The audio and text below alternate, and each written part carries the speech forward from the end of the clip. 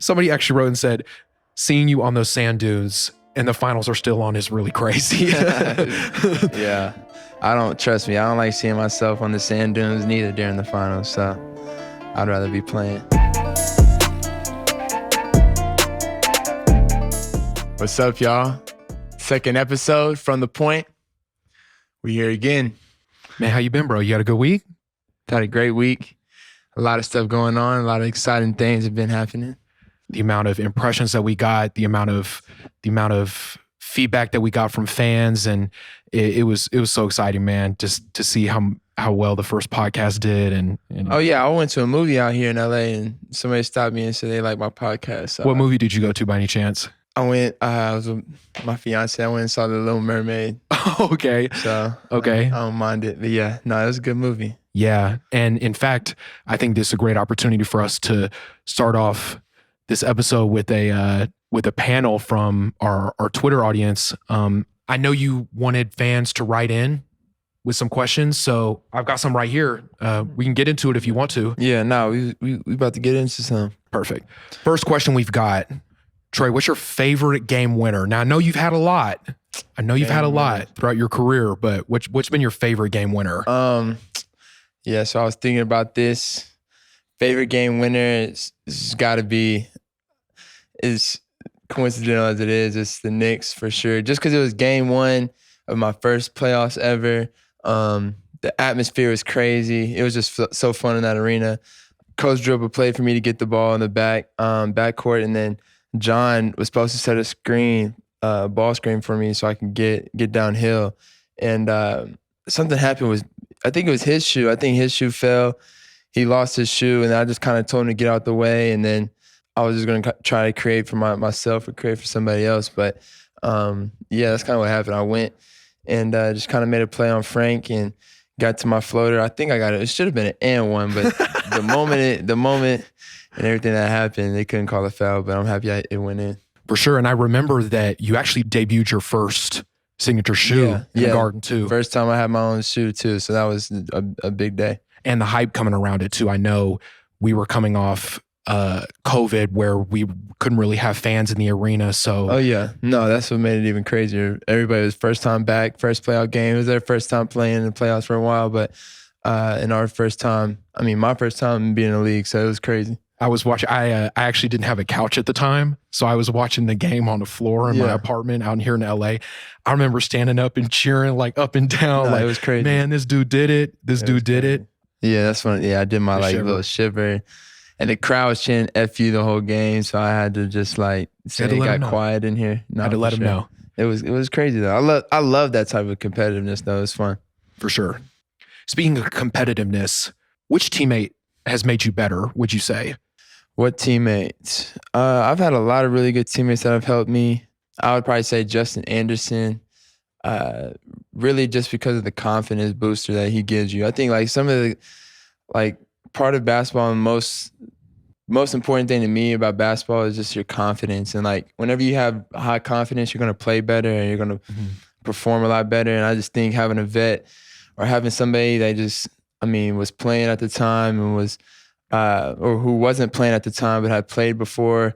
He was a first round pick.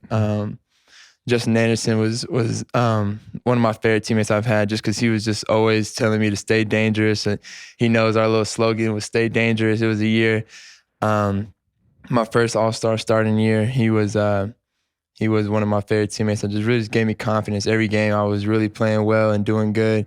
We weren't necessarily winning all the time, but I was playing well, being efficient, and he was just always there giving me, trying to give me confidence and telling me to stay dangerous and not give up and let up, and I always appreciated him for that. For sure, and I even remember that you were playing in a run last year, and he was in town, and he was on the same team, and same energy, just super supportive, but also he's a hooper too. No, for sure. No, he can hoop. He should be in the league. He shouldn't be in the G League.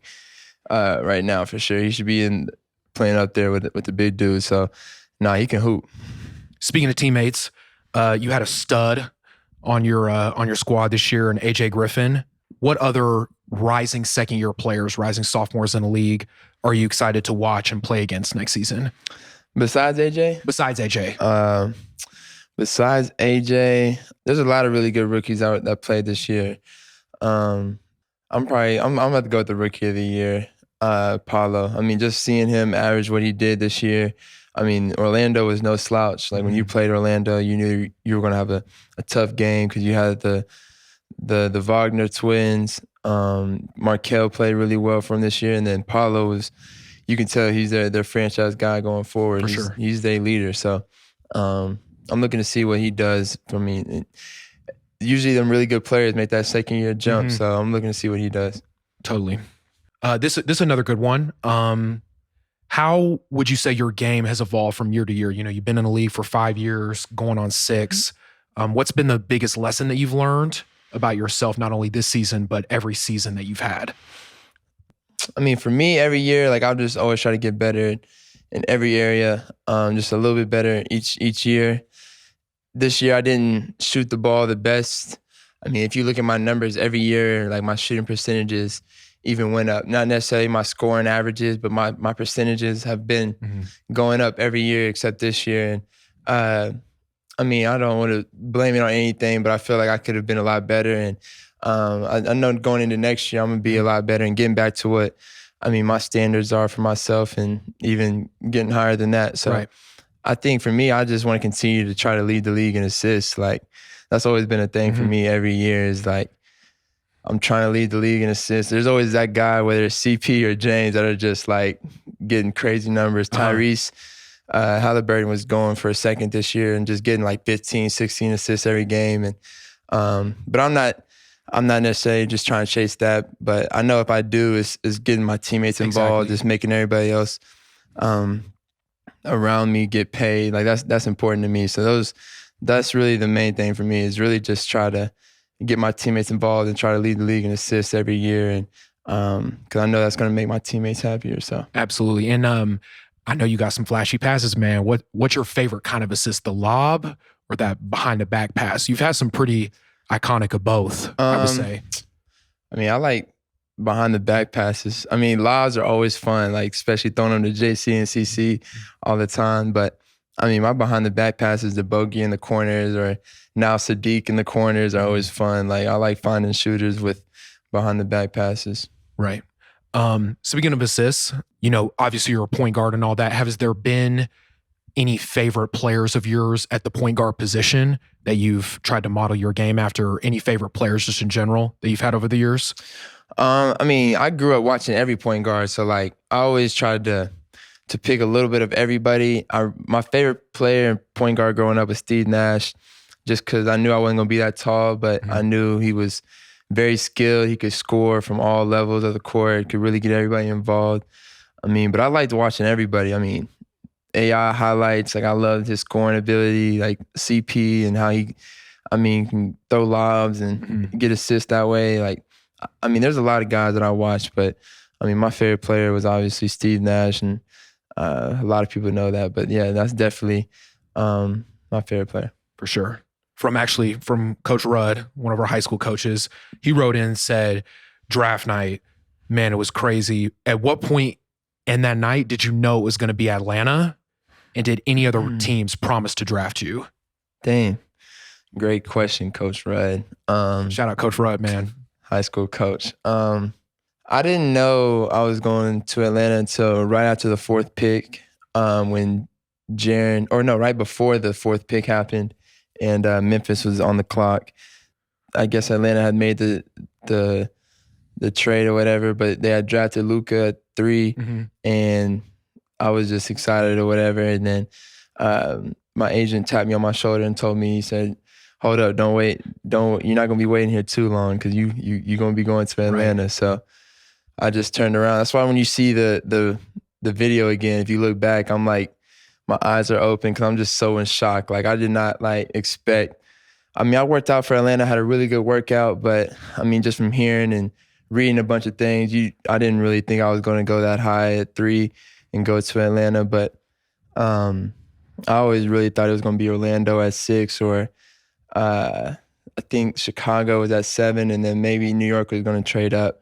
I thought it was going to be those 3 teams before I thought Atlanta. But when it happened, I was in shock and I was just excited. I remember the workout being really good, and it was going to be crazy. So For sure. And take listeners, viewers, and fans kind of through what it was like to hear your name called. You know, we always hear that being around the game and hearing other guys talk about it. But for you personally, what was that feeling like?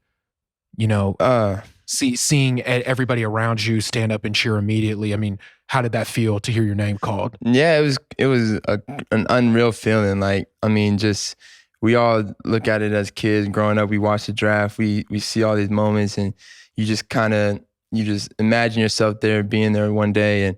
And when you're there, it's crazy. Like, you just certain experiences that you don't necessarily see, like the bus ride over to the draft and the pictures and the little red carpet they put you on. It's like you don't get to see and experience all that just from watching and just from going through it. It makes you really appreciate, I mean, draft night and everything that goes about it. I mean, even the after interviews, after you get drafted, you're in like an hour-long like media session in the back and going through a whole bunch of different things. So it's like a whole process, but it's like a fun process, and it makes you appreciate it. Like having all your family there excited for you is fun. And I know everybody was always like, man, I'm so excited to get to work. But in reality, you can really tell like dudes are actually really excited to like you said, talk to the media and really get on that plane and get to work. Well, that next morning you're off to the next city. Like, you're off to the city that drafted you, or sometimes if it's close enough, guys fly out that same night. So, but usually they let you, I mean, celebrate that night with your family and friends at the draft, and then that next morning you go to your city. So it's cool. And then, like I said, is at that point you right better be work. Excited. Oh yeah, right to work, because summer league is around the corner. A couple weeks later, man, it's a fast process for sure.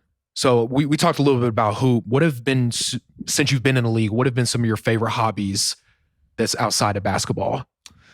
Some of my favorite hobbies we kind of talked about at the beginning. Movies is something that I love doing. Like, I know there's a bunch of movies coming out here soon. Transformers being one of my favorite, about to come out soon. So can't wait to see that.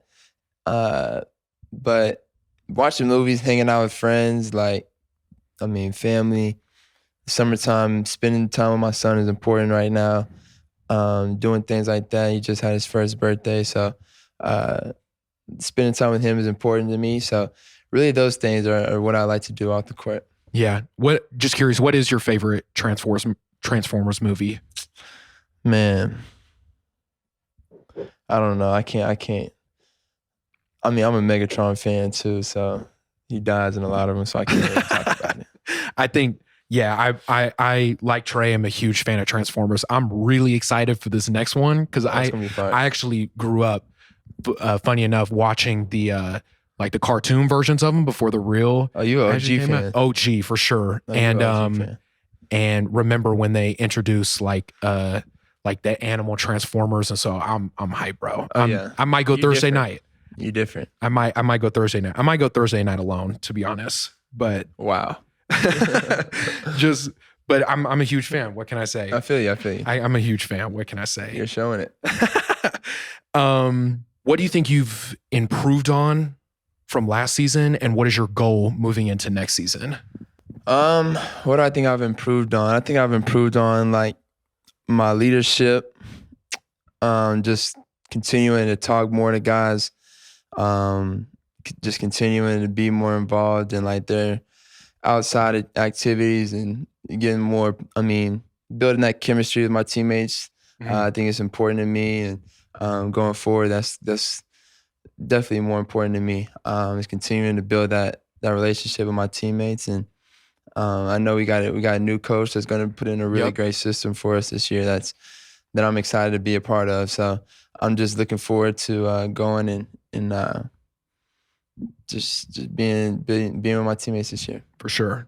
When does your training process actually start for the next season? Because I don't think a lot of fans actually know this, like how extensive the off season really is.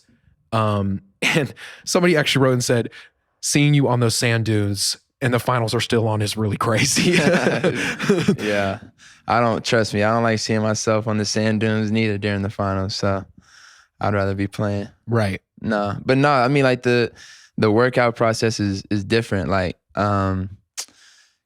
definitely is different than pre-draft. Like the pre-draft process, not knowing what you're going into is a lot different than being in the league and knowing that now I got a summer, schedule and things like that. Like now I usually kind of take a week or two off of not really touching the basketball or anything, just kind of getting away or whatever, and then getting right back to lifting, doing just some mobility stuff, getting my body right, activated, and trying to work on strength, and then maybe doing that for about a week and a half, and then getting right back to the court. So, I mean, you're really not on the court for maybe 3 weeks, 3.5 weeks. Right. So, I mean, I'm back on the court now, just doing some stuff and just working out. But really mostly focusing on my body, though, these last few weeks. And has that process changed for you throughout the season? Or I'm sorry, throughout your career? Or has that kind of been something to where, you know, you may end the season at one time and it's just kind of a science at this point? I mean, it's kind of like a science at this point. Like you just kind of know, like you give yourself this much amount or this amount of time off, and you just let your body recover, do this, and this, and then you know you're getting right back into the next thing. So it's kind of like you know your routine. But like I said, the difference from your pre-draft, schedule and routine is way different than after you've been in the league a year or two and your routine is different. Like that pre-draft process is crazy. Like just working out 3 times a day and making sure you're ready for all the workouts you're going through for each team, and then combine. Then you got the summer league, and then you're getting ready right into training camp. So it's like you got a nonstop whole summer. Long summer. It's a totally different training process than whenever you're in it for a couple of years. Long summer, for sure. What's been your favorite NBA arena to play in? Man, favorite NBA arena to play in?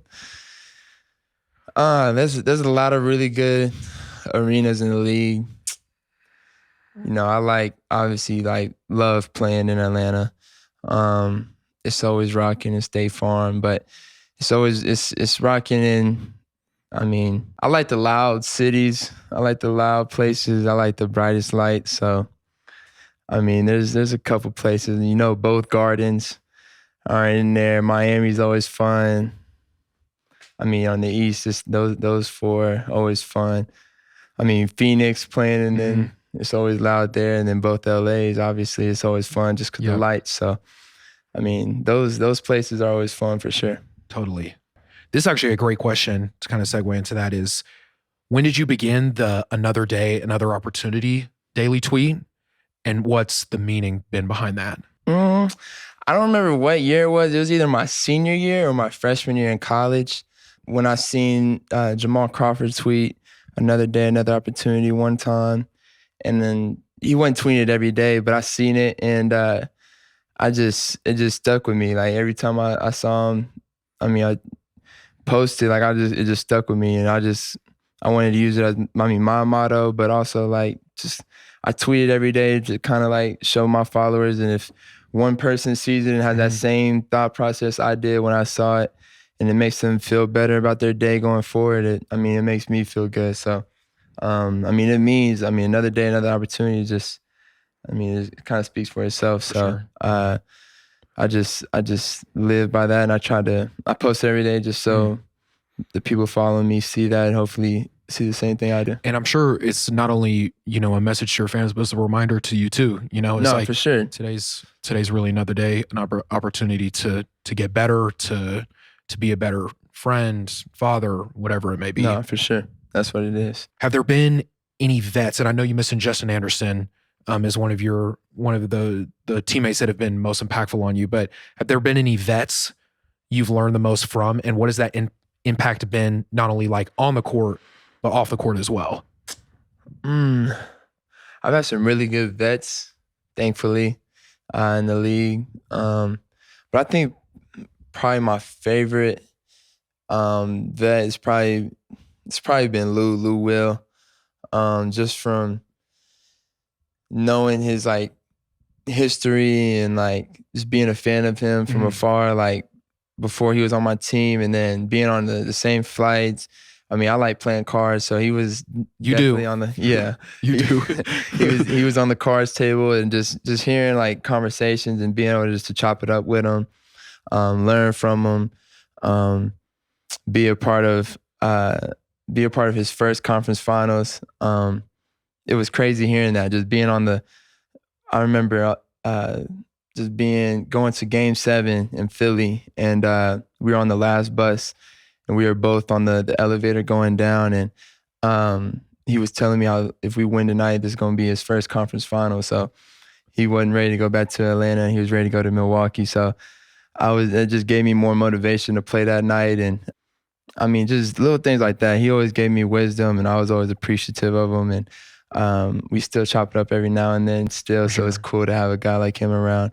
But he's probably been one of my favorite vets that I played with. One thing I'll always take from Lou that he told me, and you can kind of told all my teammates, like when he was just around, he was just always just being himself. Like, there's too much fake stuff around this league or whatever going around. As long as you yourself, you'll be able to live with it at the end of the day. And I mean, he's been himself like for 17, 16, 17, 18 plus years in the league. I don't know how many years. He's played a lot of years in the league, and at his height, his size, like doing what he did, I mean, the 6th man of the year, like it should be named after Lou. Like he's the man. So he's been my favorite vet for sure. For sure. That's awesome. And I think that advice goes miles outside of basketball too, is that there's only one us, and just being authentic to yourself is key, especially in this life, but in your job and whatever you do. So I'm glad that you're able to pick up on that, and he was able to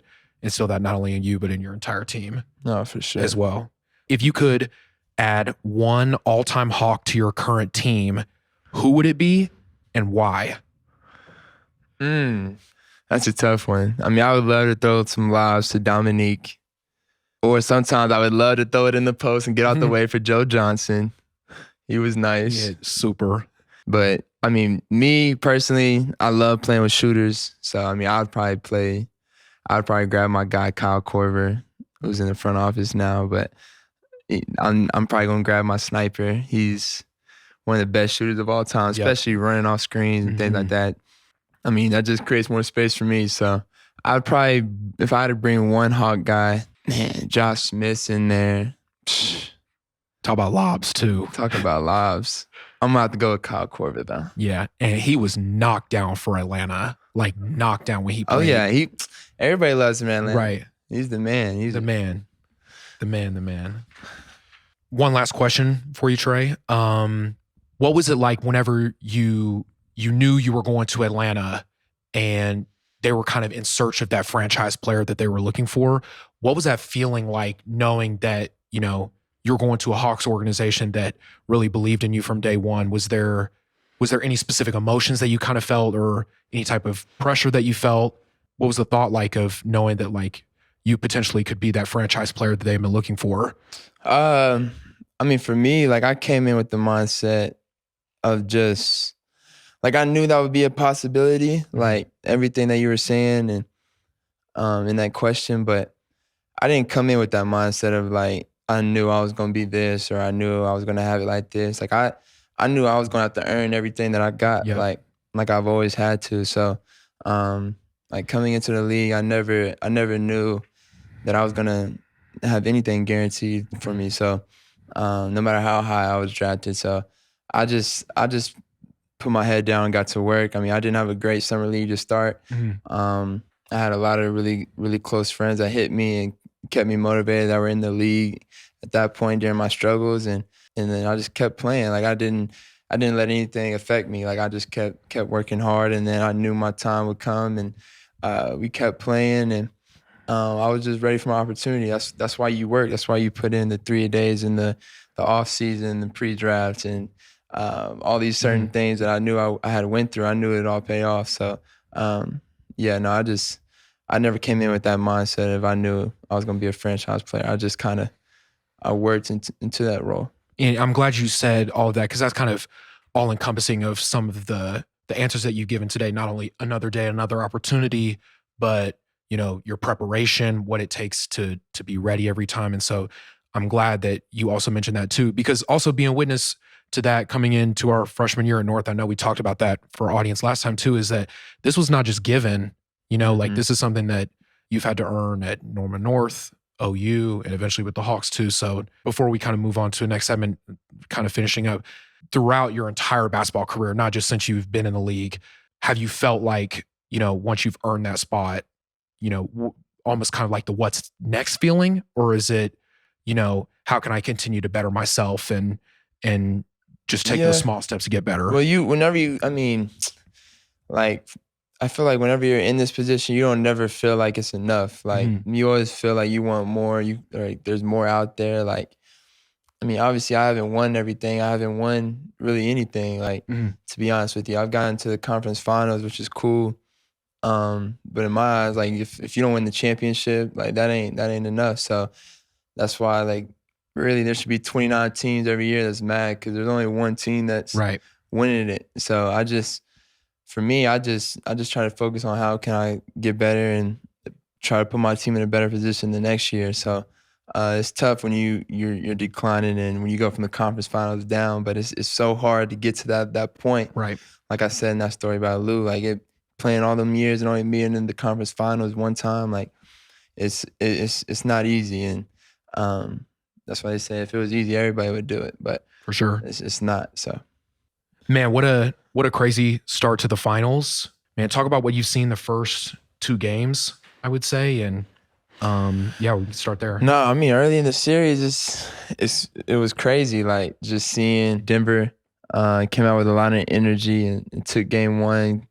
They were kind of up the whole game and then kind of let them back in the game, but really had control of the whole game. And then the second game, you just saw the shooters come out in Miami. Yep. Like, Max Strus hitting 4 threes in the first half or something crazy. Duncan Robinson turning into, the old Duncan Robinson we all know. Everybody was hooping. Gabe Vincent was hooping, but, really Bam was, been hooping. I was ready to see what he was going to do after not having, like, his probably best series to his standard in the Celtics series, to see what he would do this series. And he's been holding his own against Jokic, even though Jokic has been getting 40 points and doing all that. He hasn't been able to, get all of his assists, and he's kind of been just playing them tough. I'm looking forward to seeing what he does in Miami because it's a lot different when you have that pressure on you from the home fans to play well, and you're on the road and it's just y'all against the world, and it's a different type of feeling than whenever you have your home fans against you. So or with you. So I'm looking forward to seeing Bam continue to play well. So I'm looking forward to seeing how the rest of the series goes. And I'm glad you touched on 3-point shooting. How has 3-point shooting, not only in this playoffs, but in your particular runs as well, how important has 3-point shooting been to the team who ends up getting to the next round? It's very important. I think, like, playoffs are all about matchups, like, and timing, and you have to have a little bit of luck to be playing at this time of year too. So I feel like the Heat have had a little bit of everything, and you have to have health too. And I think that's what's been, a key for Denver's success all year. They've been really healthy all year, and even through the playoffs, they've been healthy, and they've been playing like a team all year, and it's been showing up in the playoffs. But 3-point shooting is important. Especially nowadays because everybody's taking so many threes throughout the game. So if your team's hitting, you're going to put up more points.